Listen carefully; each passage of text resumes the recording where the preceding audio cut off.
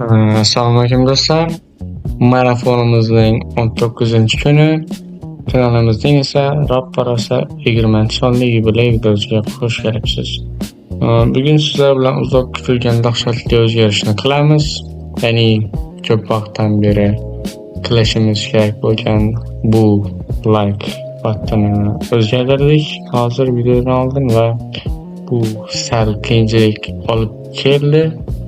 Chunki bu yerda kartdiskni ham chalkashtirib yuborgan ekanman. Ozgina AIdan so'rashimga ham to'g'ri keldi. Afsuski xatolarim ko'payib ketgani uchun va biz hozir xatolarni yengib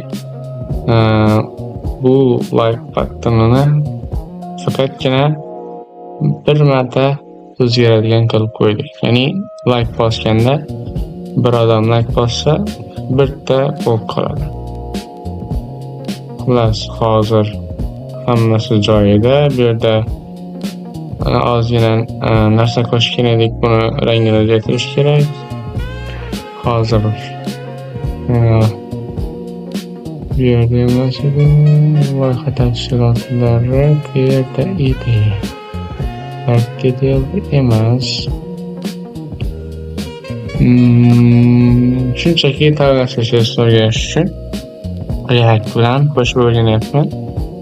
Bu yerda Cartdetail'da yo'q bo'lsa, Catalyst'da ham hozir loyiha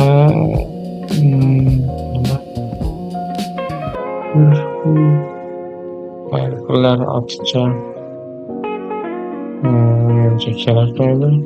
O'shanda zo'r izlay qo'shdik. Bu kerak bo'lishi mumkin. Quruq bu yerga izlay degan boolean bo'ladi bu yerda. Bularni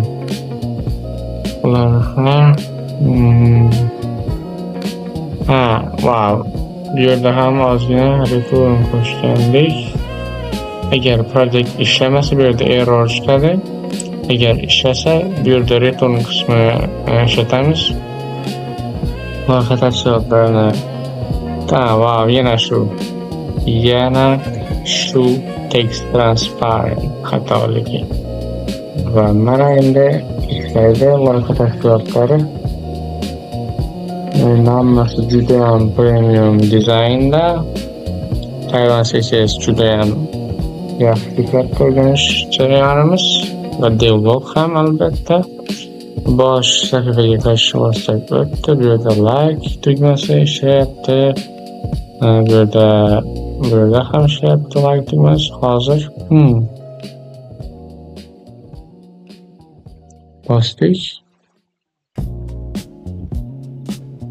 bosdik. Hammasi joyida. Ko'rganingizdek biz buni bajardik. Va'damizni bu yerda like tugmasini o'tgan bloklarda kuzatamiz degandik.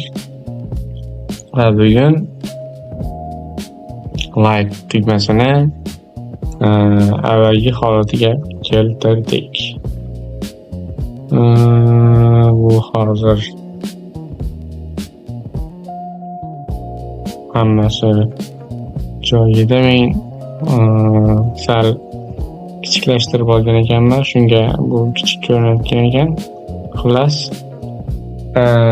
mana biz like'larni bugun o'z holatiga qaytardik.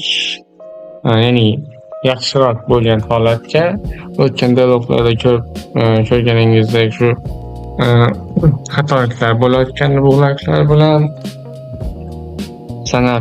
sanalib ketayotganda, chunki bu yerda Catalyst'da biz bu yerlarda xato qilgan ekanmiz. Har bosganda bittaga count'i oshib boradigan qilgan ekanmiz. Shuni bugun to'g'irladik.